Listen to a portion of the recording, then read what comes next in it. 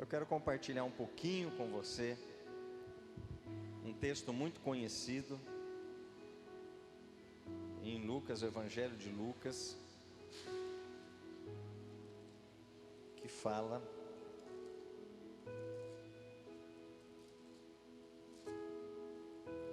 deixa eu achar aqui.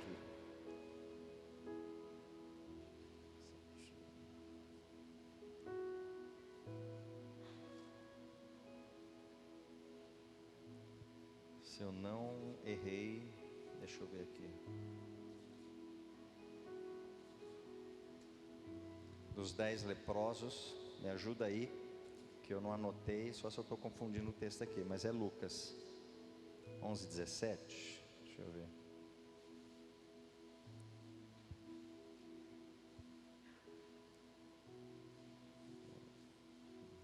Não é 11:17.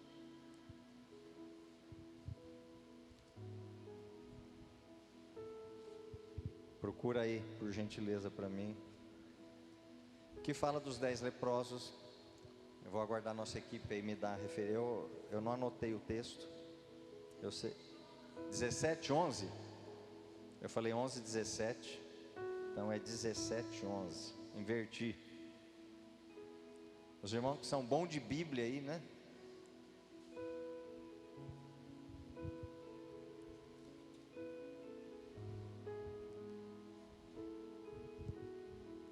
Isso, eu falei 11:17, né? É 17:11. Foi só uma inversão de números aqui. Irmãos, eu acredito que a Bíblia física, né? Assim como tem o processo físico e o processo digital, eu acredito que a Bíblia física, o papel, ele ainda é mais atraente. Ele ainda é, não é, Lina? Ele é mais envolvente. Você risca, você anota, você sublinha, você passeia pelo texto, né? Como está aqui, ó, grifado no amarelo. Eu acho muito mais envolvente e muito melhor nós lermos a palavra no papel. Não sou contra, né? Só peço que você não use o celular no culto de domingo à noite, porque vai dispersar nas redes sociais, vai dispersar no WhatsApp, vai dispersar no Face, no Instagram, e aí você vai perder aquilo que Deus tem para você. Então eu peço que você use aqui no templo a palavra papel mesmo. Na tua casa, você quer ler no celular, na fila do banco, qualquer lugar, esperando uma consulta médica, né? Porque você sabe que o celular, é ou não é? Vocês vão dizer para mim se é verdade ou não. O celular hoje, né, tirando aqui na igreja, que a gente pede no papel, mas qualquer lugar que você vê a pessoa assim com o celular, esperando uma consulta, esperando alguém, qualquer lugar ele está lendo a Bíblia, né? O crente está lendo a Bíblia no celular. É ou não é, né, irmãos? Não estou exagerando, né, Pedro? É verdade. Os irmãozinhos estão tudo lá assim, na fila do banco, qualquer lugar, no correio, dentro do carro esperando a mulher que for resolver alguma coisa lá, enquanto ela não vem, né? Ele vai ficar parado ali de bobeira, né, Neia? Não, ele está na Bíblia, ele está estudando, ele está lendo, ele está procurando um comentário bíblico, um estudo bíblico, ele está se edificando. É ou não é? Que bom que você não sabe mentir, né? Não é. Deveria ser, né? Eu fico assustado, irmãos. Eu fico assustado. A tecnologia é muito boa. Ela é muito útil. Você que está em casa, a tecnologia, ela é muito útil. Mas infelizmente, a tecnologia, ela está roubando o relacionamento com Deus. Porque é tanto recurso audiovisual que o celular oferece, que às vezes eu estou andando na rua assim, eu vejo as pessoas andando na rua olhando para o celular. Elas estão sentadas no celular. Quase que elas estão uma videoconferência com alguém no celular. A pessoa aqui do lado dela, ela está vendo e falando com a pessoa no celular. Só está faltando isso. Porque é uma dependência do celular fora do comum. E aonde elas estão? WhatsApp é útil, lógico, eu preciso, eu uso muito. Face, YouTube, Instagram e por aí vai. Então não sou contra você reservar um tempo para a interação nas mídias sociais, na comunicação, no relacionamento, obter informações, entretenimento. Querido, tudo isso é útil, é bom. Mas eu falo que tudo que não tem, o quê? Equilíbrio. Aquilo que não vem com equilíbrio, com essa palavrinha, com essa chave mágica, ele pode ser destrutivo para a sua vida. Crianças de 5, 6 anos estão dominadas pelo computador. Esses dias atrás passou na televisão uma criança que surtou, porque a mãe tirou o computador dele e deixou ele algumas horas sem computador. O menino fez coisas que só faltou Deus duvidar. Só faltou. Por quê? Porque está envolvendo de uma forma muito além do que deveria. Então está virando um domínio na mente do ser humano. Eu estou aqui, estou sem celular. Não trouxe celular hoje. Trago sempre, coloco aqui, mas eu não trouxe. Acho que foi um celular apitando aí, não sei. Acho que foi um celular apitando aí, né? É um sinal que é para ler a Bíblia. É o alarme. Ou então aquele recadinho, né? O lembrete. É o lembrete do celular lá que foi assim: hora de ler a Bíblia. Já passou 2 horas sem ler um versículo. Vai ler a Bíblia de novo. Deve ser isso. Eu espero que foi isso, né? Eu espero. Ou então é uma chamada. Alguém está chamando, é caso sério, alguma coisa assim. Queridos, eu vou entrar na mensagem, mas eu quero dizer para você assim: a gente brinca, mas toma muito cuidado. Toma muito cuidado. Porque senão você acorda com o celular na mão, você dorme babando com o celular na mão, e ele vai dominar a sua vida. Eu estava procurando um tutorial no YouTube, que eu precisava aprender algo. Eu falei para o Alex, acho que foi para o Alex, eu falei, eu estou assustado, porque eu digitei algo que eu precisava saber no tutorial, um item. Apareceu mais de 200 itens aparecidos ali, e gente, mais gente, e 230 mil visualizações, e 250 mil, e 450 mil inscritos, e 300 mil inscritos. Eu falei, meu Deus, está ficando assustador. As pessoas estão sendo dominadas pelo celular. E sem contar no Face. No Face, eu publico uma coisa ou outra. Você publica um negócio aqui, é rapidinho, você acabou de publicar, já tem um curtindo lá. Já. Nada contra, mas eu fico pensando, será que fica o dia inteiro assim, né? Curtindo, um atrás do outro, aí curte de um, curte de outro, curte do outro. Não dá conta, é muita gente para curtir. Vai passar o dia inteiro só curtindo com o dedo ali, curtindo. Não fez mais nada no dia. Se nós não pararmos, para nós dominarmos a máquina nos dominará. E Deus vai ficar olhando e dizendo: tem algum espaçozinho para mim aí? Então fica a dica para você refletir e não se deixar dominar. Use sim. Eu não tinha Face, acabei fazendo Face. Por quê? Por uma finalidade específica. Mas utilize sim, para que Deus seja glorificado, para que você tenha relacionamento com as pessoas, para que você se comunique com as pessoas, para que você obtenha mais informações, para que você sirva alguém através das redes sociais, para que você seja útil na vida de alguém, e alguém seja útil na tua vida. Tudo isso é bom, desde que tenha equilíbrio. Ficou 1 hora no Face, fica 1 hora lendo a Bíblia. Ficou 1 hora nas redes sociais, fica 1 hora orando. Então divida o seu tempo, porque senão você vai ficar escravo, dominado por ele. Amém? Lucas capítulo 17, verso 11. A caminho de Jerusalém, Jesus passou pela divisa entre Samaria e Galiléia. Ao entrar num povoado,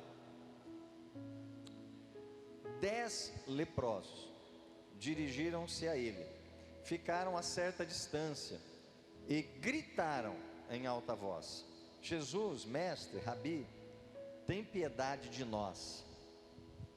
Ao vê-los, ele disse: vão mostrar-se aos sacerdotes. Enquanto eles iam, foram purificados, foram curados. Um deles, quando viu que estava curado, voltou louvando a Deus em alta voz. Prostrou-se aos pés de Jesus e lhe agradeceu. Este era samaritano. Jesus perguntou: não foram curados, purificados, todos os 10? Onde estão os outros 9? Não se achou nenhum que voltasse e desse louvor a Deus, a não ser este estrangeiro? Então ele lhe disse: levante-se e vá, a sua fé o salvou. Amém? Pai, nós te agradecemos porque a tua palavra, e nesse tempo que nós temos, nós gostaríamos que o Senhor colocasse ela na proporção, na medida exata, no coração de cada um. Que teu Espírito possa estar levando essa palavra viva e eficaz, trazendo aquilo que eles precisam entender deste texto, aplicar nas suas vidas e ajustar o que for necessário. Por isso, Espírito Santo, toda distração, tudo aquilo que vem dispersar, roubar a semente, para que não frutifique na terra, que são os seus corações, nós repreendemos toda ave de rapina, que vem roubar aquilo que vai entrar com uma boa palavra em cada coração, e que ela germine, e que ela frutifique, e dê muitos frutos. É o que nós te pedimos nessa noite, em nome de Jesus, amém. Amém? Esse é um texto muito conhecido, e para você entender um pouquinho, a lepra, a hanseníase, hoje tem cura, hoje tem tratamento, hoje a pessoa não precisa mais ficar à margem da sociedade. Mas na época de Jesus não havia os recursos da medicina que existem hoje. Então, quando as pessoas adquiriam a lepra, como não tinha tratamento, o estado das pessoas ia sendo agravado, chegava ao ponto de soltar pedaços de carne, era nojento, era repugnante, era purulento, cheirava mal. Então, dependendo do estágio em que a pessoa se encontrava, ela ficava deformada, havia uma deformidade física. Isso com certeza abalava o emocional dessa pessoa. Ela se sentia rejeitada, desprezada, ela ficava isolada da sociedade, ela não podia mais conviver no meio social dela, ela tinha que ser afastada da família, ela tinha que se afastar dos negócios, do seu trabalho, ela ficava à margem, marginalizada, à margem da sociedade. Então nós falamos hoje os leprosos da época de Jesus, mas nós não temos a noção do que isso significava. É porque nós não vivemos isso na nossa sociedade, é porque nós não sabemos a dimensão do que era ser um leproso da época de Jesus. Então o leproso da época de Jesus não é como uma doença hoje, que você convive com as pessoas enquanto ela vai sendo curada. Era algo que não tinha o que fazer, e o estado da pessoa ia se agravando até a morte.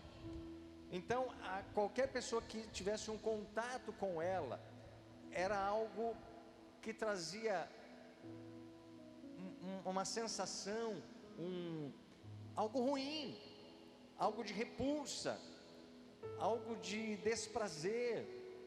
Então, tanto era algo que agredia a vida do doente que sofria, quanto afastava ele dos seus amigos, dos seus parentes.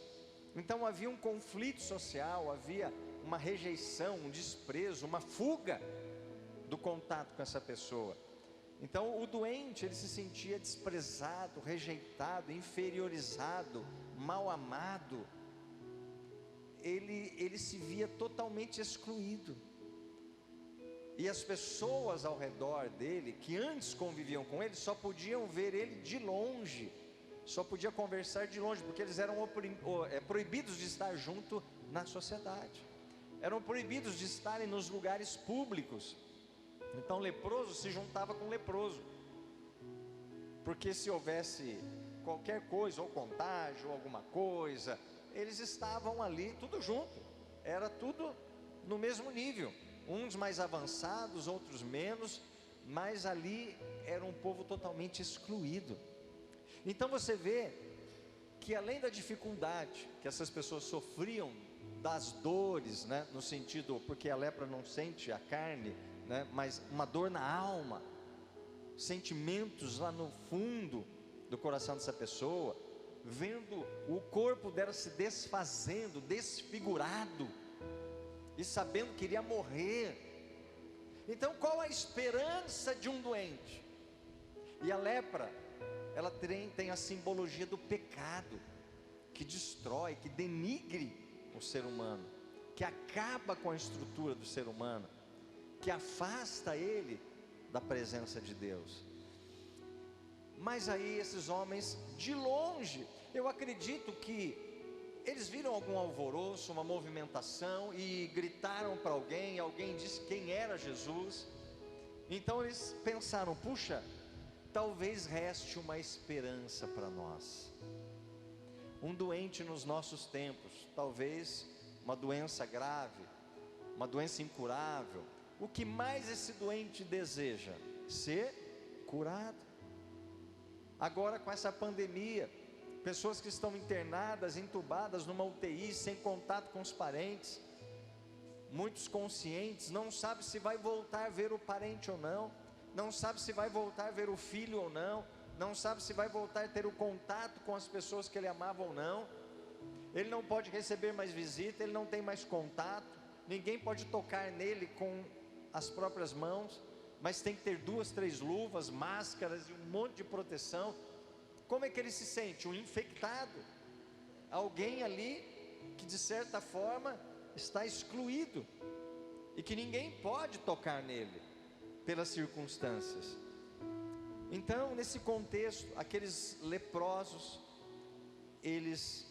Jesus passando a caminho de Jerusalém, passou pela divisa entre Samaria e Galileia, e ao entrar num povoado, 10 leprosos dirigiam-se a ele. Ficaram a certa distância, porque eles tinham que obedecer às regras, eles sabiam que não poderiam invadir um espaço, e a certa distância eles gritaram em alta voz.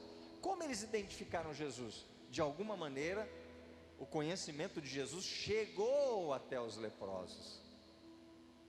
Jesus chega até os leprosos, Jesus chega até aqueles que têm causas impossíveis, problemas que não têm solução, enfermidades que não têm solução. Jesus chega até eles, a voz do Mestre ecoa até eles, o poder de Deus se manifesta até eles.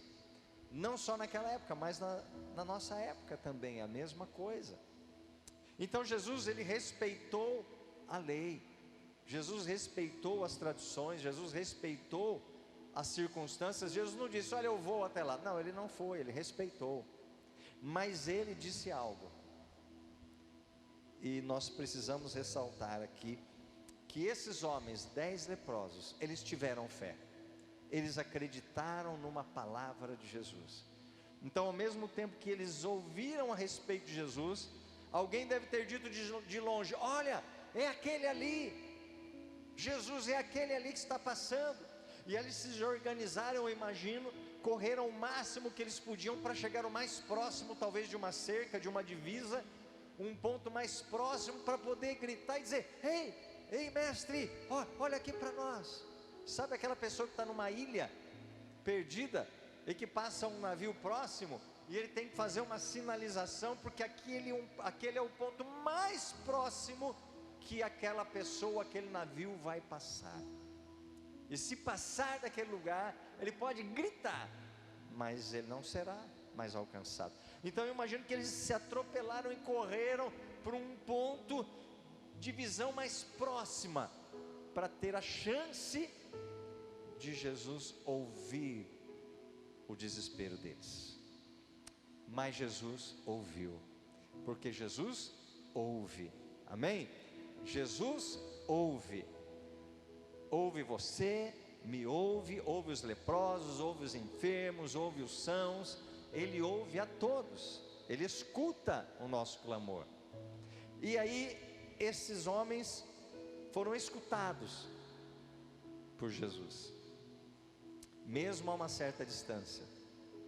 E eu imagino que o mestre olhou para eles a uma certa distância, e quando Jesus parou, e eles chamando Jesus parou, e eles disseram: mestre, tem piedade de nós, tem misericórdia de nós.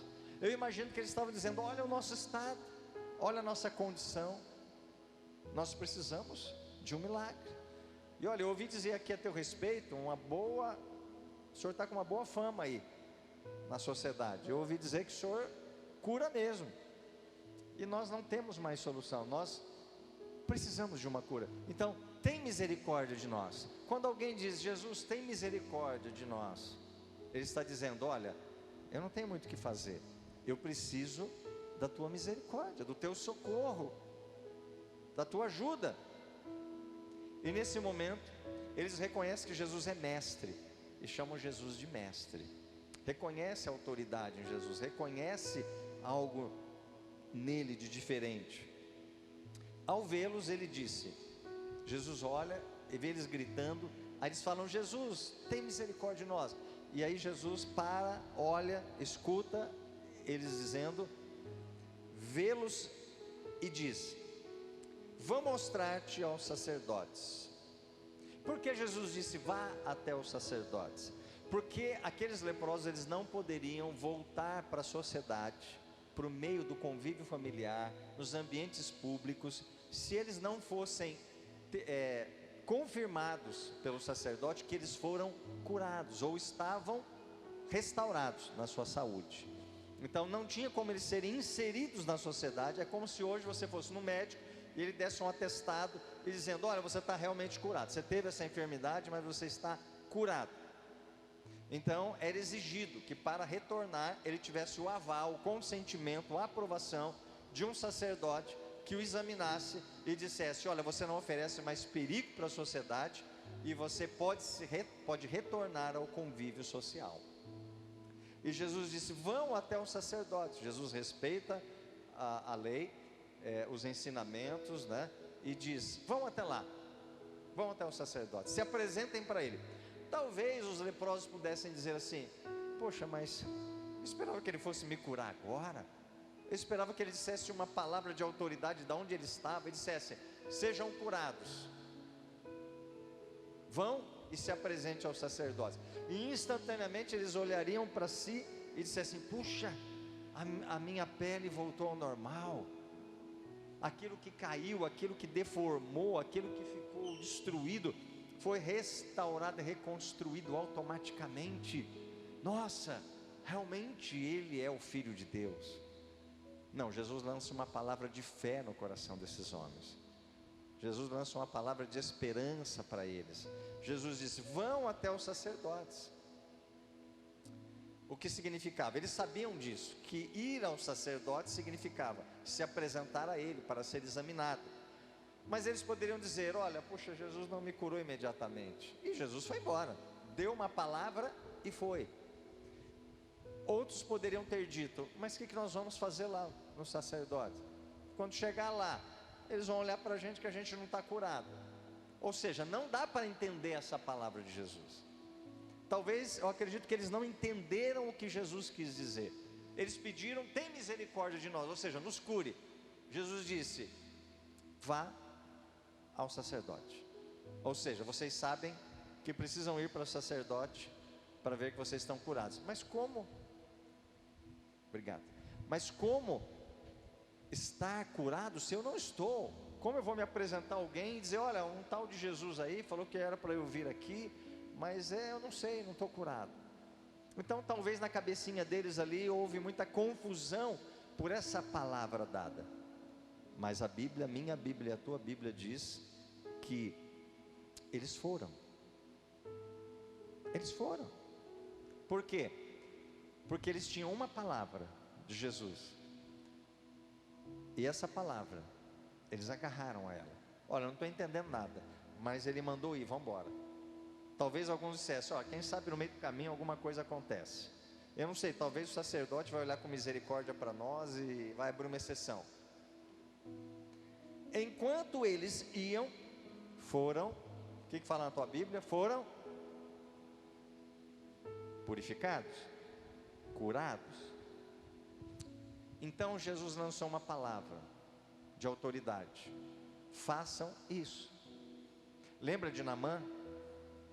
Naamã vai através do profeta, vai ao profeta e diz: olha, eu sou Naamã, eu tenho autoridade e eu preciso ser curado. Eu ouvi falar que você tem a autoridade de Deus para me curar. Mas ele não falou isso para o profeta, porque o profeta não recebeu ele. O profeta precisava quebrar o orgulho daquele cara, que debaixo das armaduras havia um homem leproso, mas orgulhoso. Leproso por fora e por dentro. Ele tinha uma lepra externa e uma lepra interna, camuflada na armadura. Então essa lepra dele interna era o orgulho, a lepra externa era o próprio físico, e a armadura escondia a sua doença. E eu imagino que ele esperava que ele fosse recebido pelo profeta com honrarias. E o profeta disse: quem vem vindo aí querer falar comigo? É uma autoridade, é Naamã. E aí manda ele mergulhar no rio por 7 vezes. Primeiro impacto desse homem: mas ele não vai me receber? Eu não vou poder falar com ele? Não, ele só mandou. E o orgulho dele fala alto e ele diz assim: mas não haveria um rio melhor para eu mergulhar do que esse? Por que esse? Porque o profeta mandou esse. Se você quiser, vai. Se você não quiser, volta para casa leproso. Qual a saída que esse homem tinha? Nenhuma. Ele teve que ir. Ali o orgulho dele estava sendo quebrado, moído. Imagina esse homem tirando a roupa, ficando talvez só de shortinho, né? Não sei a roupa que tinha na época, mas vamos colocar uma bermudinha, todo leproso, na frente dos homens da guarda dele, e tendo que mergulhar num rio sujo, que não era o rio que ele queria, limpo, turvo, e ainda mergulhar 7 vezes, não era uma só, era 7. Então a lepra, ela realmente, ela era devastadora.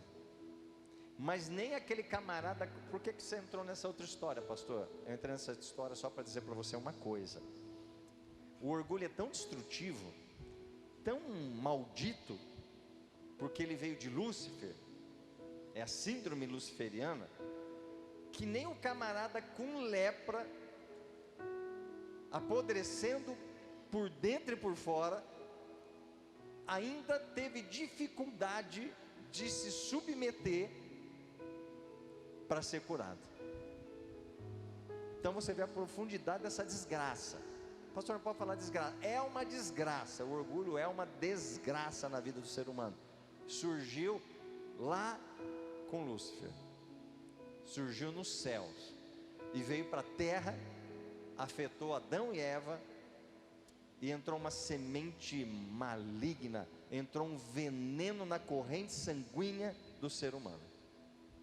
E nem um camarada leproso, no estado que ele estava, ainda teve dificuldade por causa do orgulho, que era uma lepra interior dentro da alma dele. E aí, esses leprosos, no caminho, eles são curados. Um deles, quando viu que estava curado, voltou. A Bíblia não relata o tempo que ele levou para voltar até Jesus. A Bíblia não relata o tempo que ele levou. Mas eu acredito que os 10 foram curados instantaneamente no caminho. Chegaram até o sacerdote, a Bíblia não relata, mas era essa sequência que Jesus falou: vão se apresentar. Então imagine quando eles estão quase para se apresentar, eles são curados. Eles olham que são curados e se apresentam, o sacerdote os libera e esse um volta. Mas eu acredito que esse um talvez tenha levado um tempinho também. A Bíblia não diz o tempo que ele levou para voltar. Porque imagina você, uma pessoa, talvez há meses ou ano, contaminado, afastado da sociedade, rejeitado, desprezado, com a alma destruída, se sentindo inferior, um ninguém. De repente um milagre acontece na sua vida e ele se vê curado. O que você acha que ele vai fazer? Vou abraçar minha esposa, vou abraçar meu filho, vou abraçar meus parentes, vou voltar para minha casa. Então, qual a perspectiva dessa pessoa, talvez um ano longe de casa? Eu quero rever os meus, eu quero mostrar para eles: olha, eu estou curado, eu estou curado, eu estou curado.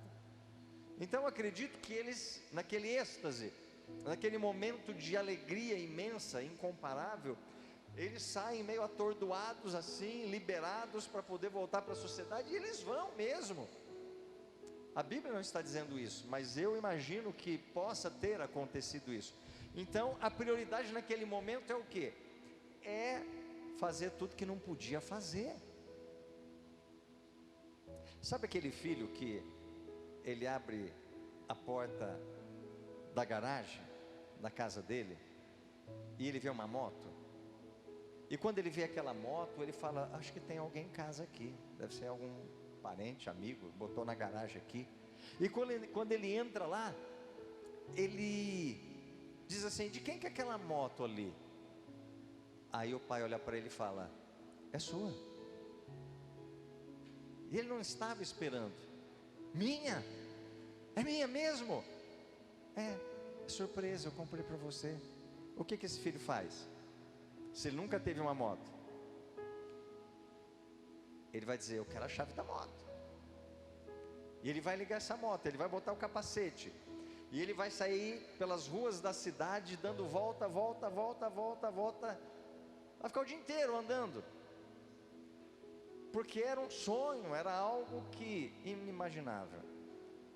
Mas depois de festejar toda essa alegria, o que você espera que ele faça? Ele volte para casa e agradeça o pai por esse presente. Quando eu tinha 18, 19 anos, eu abri uma sala da casa do meu pai, embaixo onde foi meu escritório, né, mas era uma sala de estudo. E eu voltei da escola meio-dia, meio-dia e meio, abri a porta para guardar alguma coisa. Quando eu olho, eu vi uma moto lá. E eu disse: ué, tem alguém em casa aqui, deixaram a moto aqui dentro. E eu subi a escada rapidamente, falei para minha mãe: tem uma moto guardada ali na sala de estudo? Que moto que é essa? Aí minha mãe falou: é sua. Eu disse: minha? Eu nunca tive uma moto. É sua? Primeira reação minha. Peguei a moto. Na época não precisava de capacete, na cidade era só rodovia. Gente, eu rodei com essa moto meio-dia às 8 da noite. Se me perguntar para onde você foi, não sei, conheci cada rua de Penápolis. Eu rodei umas 8 horas com essa moto sem parar, de tanta alegria. Oh, eu tenho uma moto, meu Deus. Mas eu voltei para casa e eu fui agradecer, porque a minha emoção era tanta, a minha alegria era tanta, que na hora eu não vi nem o pai, nem a mãe, não vi mais ninguém. eu só vi a moto na minha frente. Quando eu vi, eu já estava montado na moto. Acho que deu alguma coisa na minha cabeça, eu sumi no mundo. Então eu imagino que esses leprosos foi mais ou menos assim. Quando eles se viram curados, imediatamente eles foram correr para tudo aquilo que o coração deles desejaram. E era um direito deles fazer isso. E Jesus não condenou eles por isso. Embora a Bíblia não diga quanto tempo esse leproso demorou para voltar. Mas a questão é, depois que a festa acabou, depois que ele se alegrou e ele viu mesmo que tudo era uma realidade, ele usufruiu de momentos alegres, ele diz: opa, não posso continuar minha vida com esse benefício, sem voltar e agradecer aquela pessoa que me proporcionou tudo isso. E ele volta. E quem é esse leproso? Ex-leproso, um samaritano. Quem que é um samaritano? Era alguém que vinha dos judeus, mas que se envolveu com outras raças, perdeu a essência do judaísmo e passou a ser desprezado pelos judeus que se diziam puros na raça. Então os samaritanos eram desprezados pelos judeus, não eram considerados da mesma raça, porque eles tinham se contaminados com idolatria, com paganismo, com casamentos com outras raças. Então os judeus desprezaram e separaram eles. Eles eram discriminados. E dos 10, somente um samaritano volta para agradecer. E quando você olha lá para Israel, os judeus, você vê que desde a época do Egito, o povo de Israel, os hebreus, eles tinham uma memória muito curta. Você sabe o que é memória curta? É aquela memória que se esquece rapidamente. É aquela memória que se esquece do que Deus havia feito por eles. Onde a primeira dificuldade é motivo de reclamação, é motivo de murmuração, é motivo de querer pegar pedra e apedrejar Moisés, é motivo de confrontar o líder. E agora o que nós vamos fazer? Estamos sem água.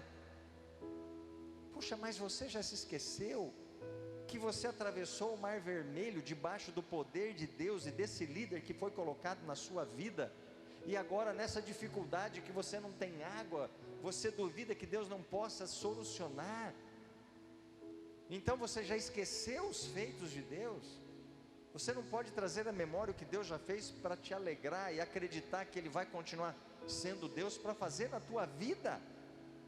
Parece que o povo de Israel tinha que constantemente ser lembrado, trazer à memória tudo que Deus havia feito, porque rapidamente eles se esqueciam e se tornavam ingratos com Moisés e querendo até apedrejá-lo. Então a ingratidão desses 9 leprosos, ela é marcante, e Jesus vê isso, e Jesus fala: peraí, não foram 10 que foram curados? E só um volta? Cadê os 9 ingratos? Cadê os 9? E aí, este vem, acredito depois de ter festejado, ter se alegrado, visto os amigos, familiares, ele diz: não posso continuar com a bênção sem agradecer o dono da bênção. E aí ele se prostra aos pés de Jesus, um estrangeiro, e agradece. E Jesus diz: levanta-se e vá, a tua fé o salvou. Ele alcançou a misericórdia na cura e na sua salvação. Queridos, não tem coisa pior nessa terra. Não vou dizer que não tem coisa pior, né? Porque o pior nunca é o pior. Eu aprendi que o pior nunca é o pior, sempre tem coisa pior. Se você estiver passando um problema, meu irmão, não reclama não, tá? Pede a Deus misericórdia, para que Ele resolva, porque olha, você vai ver coisa pior por aí. E aí quando você vê algo pior do que você estava, você fala, meu Deus, obrigado porque eu não fiquei igual tal pessoa, porque tem coisa pior. Então o pior nunca é o pior, sempre tem algo pior. E aí esse homem agradece a Deus através de Jesus. Ele reconhece o que foi feito, e não era um judeu, era um samaritano. Talvez Jesus esperasse do judeu vir agradecer, não de um samaritano, mas ele vem e ele reconhece. Então esse homem nos dá um exemplo de gratidão, né? Não podemos ter uma memória curta. Quantas pessoas fizeram bem para você? Talvez você não vai conseguir enumerar. Mas se ela fez um mal, isso vai para a lista negra, isso fica num quadro ali na sua sala, onde você todo dia olha e diz, olha o que essa pessoa me fez, olha o que essa pessoa me fez, olha o que essa pessoa me fez, mas você não lembra o que ela fez de bom. É ou não é? Nós podemos ouvir 9 sim. Posso fazer isso? Posso fazer aquilo? Posso? Sim, sim. O sim é esquecido rapidamente. Mas se falar um não, esse não entrou para a história. Porque nós somos ingratos de natureza. A nossa natureza é ingrata, é ser ingrato, é ter memória curta. Se você olhar para a história de Israel e você pesquisar, né, você vai ver que a nação de Israel, ela oscilava como um gráfico. Israel tinha uma memória muito curta, eram pessoas ingratas aos líderes e a Deus. Então a ingratidão, ela entra com 2 pontos, 2 colunas: a ingratidão a Deus e a ingratidão aos homens. Está com problema? Pede para o pastor orar, pede para todo mundo orar, pede para a igreja orar, pede para as outras igrejas orar. Aí na hora de dar o testemunho que foi curado, eu tenho vergonha, não vou lá no púlpito não, não tem vergonha. Mas não teve vergonha para pedir para a cidade inteira orar pelo seu problema. Na hora de edificar o corpo, na hora do corpo glorificar a Deus pela tua cura, pelo teu milagre, aí tem vergonha, mas não teve vergonha para pedir a cura. Então esse leproso não teve vergonha de pedir a cura, e também não teve vergonha de voltar e glorificar a Deus através da sua cura. Então o que nós precisamos guardar? Eles tiveram fé? Tiveram. Eles acreditaram numa palavra que não havia uma certa certeza se iria cumprir ou não, porque eles ouviam falar de Jesus, eles não tinham uma intimidade com Jesus, mas eles resolveram acreditar, eles resolveram confiar naquela palavra, e aí eles foram. Mas onde eles erraram? Eles confiaram, eles acreditaram, eles perseveraram. A Bíblia não fala em que momento eles foram curados, né? Não fala no momento exato em que eles foram curados, mas que o texto diz, enquanto eles iam, foram purificados. Enquanto eles iam, não define, em trânsito, em movimento, podia ter sido no começo, no meio, no fim. Eles perseveraram, eles tiveram fé, eles confiaram, eles acreditaram. Glória a Deus por isso. Mas qual foi a questão maior? No final, eles falharam. Então no final, quando recebeu a bênção, Jesus esperava o quê? Gratidão deles, que eles voltassem agradecendo. Podia festejar, podia ficar lá 2 dias festejando, mas volta para agradecer. Então a gratidão, ela tem que estar no seu coração, ela tem que estar no meu coração,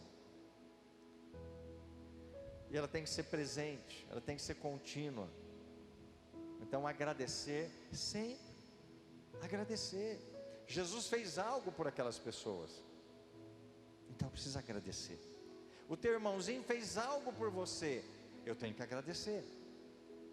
Eu falo isso, eu vou no hotel, eu não tenho que agradecer ninguém, eu estou pagando, por que eu vou agradecer? Eu estou pagando a camareira, a diária do hotel paga o serviço dela, eu não tenho que agradecer. Eu estou tomando café da manhã, ali no lugar, na sala, eu não tenho que agradecer a copeira, ele não tem que agradecer o porteiro, ele não tem que agradecer o recepcionista, porque eles estão ganhando, eu pago o salário deles. É verdade, mas isso te dá direito de ser arrogante? Isso te dá direito de ser orgulhoso? Isso te dá direito de ser superior? Isso te dá direito de não ser humilde? Não te dá o direito. Talvez uma palavra de gratidão por essa funcionária vai fazer ela ganhar o dia dela, vai trazer alegria no coração dela, vai ser uma resposta de Deus no coração dela, vai incentivá-la a trabalhar melhor. Crie esse hábito de ser grato. E vamos trazer para os nossos dias aqui. Foi em algum lugar? A pessoa te serviu? Ah, mas eu paguei. Mas ela te serviu. Não serviu? Você ia fazer o que ela fez? Você ia plantar os produtos na roça lá que ela plantou para ela passar com o carro na frente da tua casa e poder te vender? Não, não ia plantar. Então você deve gratidão a ela. Ah, mas eu estou pagando. O que adianta você ter o dinheiro e não ter o produto?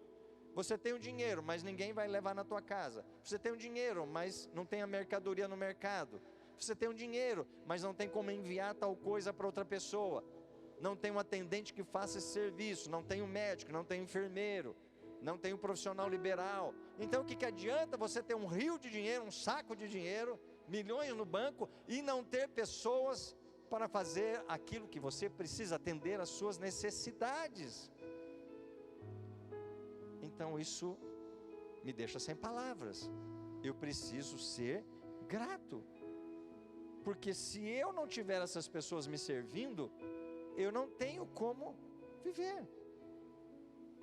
Então se eu vou no hotel, eu vou ser grato. Querido, muito obrigado pela sua atenção, muito obrigado por esse café da manhã, muito obrigado por isso que você fez por mim. O cara tirou o teu carro, deixou na tua frente, entregou o carro, a chave, e você não teve que ir lá na garagem buscar o veículo e colocar ali. Ah, pastor, mas eu estou pagando o manobrista. Agradeça ele. Ele fez algo por você. Gratidão.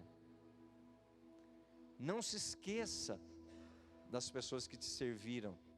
Ah, mas aquela pessoa me serviu faz 10 anos atrás, e foi 2 vezes só. Por que eu tenho que ser grato por ela? Porque você tem que ser grato. Só isso, porque você deve gratidão, consideração pelo que ela fez. Então vou ser grato pelo que ela fez. Então nós precisamos praticar isso, sermos gratos. Ser grato é respeitar a pessoa. Tem gente que é servido por outro e faz aquela cara de que não fez mais que a obrigação. Não fez mais. Ele fez a obrigação dele, mas a tua obrigação é ser grato a essa pessoa. Você alegra o dia dessa pessoa, você incentiva ela, e Deus usa a tua vida para abençoar a vida dela. Foi numa loja, pagou o sapato até mais caro um pouco, custou um pouquinho mais caro, mas você gostou? Foi bom para você? Ficou bom para você? Agradeça o vendedor que te atendeu, agradeça o dono que te serviu. Você não tinha como ir lá na fábrica buscar esse sapato, você não tinha como fazer esse sapato, alguém fez para você. Se foi um pouco mais caro ou não, eu preciso ser grato. Eu já ministrei aqui, é uma questão de educação. Gratidão é uma forma de educação, é ser educado, é ser grato com as pessoas. E para finalizar, apenas um voltou para agradecer. Queridos, a lepra representa também o pecado. Quando nós vamos a Jesus e dizemos: olha, eu estou leproso nessa área, eu estou precisando ser curado nessa área, essa área da minha vida está leprosa, tem misericórdia de mim. E Jesus escuta, Ele ouve, e Ele vai agir, Ele age na tua vida.